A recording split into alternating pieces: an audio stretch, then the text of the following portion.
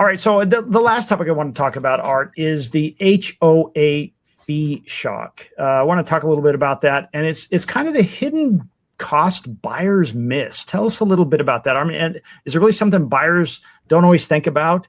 And how big a deal is this really? Well, yeah, it's a good point. We'll just cover this really quickly. But yeah, the thing about HOA dues, there is a tendency, and certainly in our market here, in most markets, that when you start talking about somebody, particularly if they're a first-time home buyer looking to buy their first home, there will be a tendency to kind of focus on, well, I want to buy a home, but I need to keep the price down.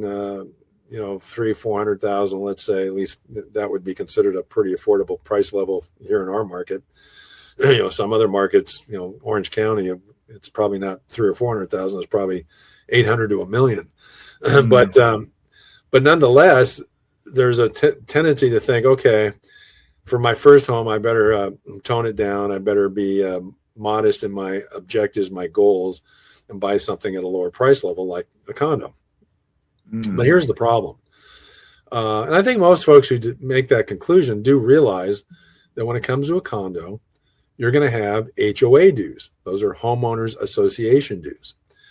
And so then you have to understand, I think, what is the implication of that as it relates to your effort to buy a home, particularly if it's your first home and you're trying to buy at what you think is a pretty affordable price level.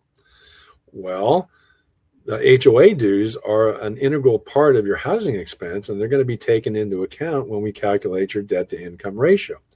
So they are most certainly a factor in getting you qualified for any price level if there's HOA dues involved.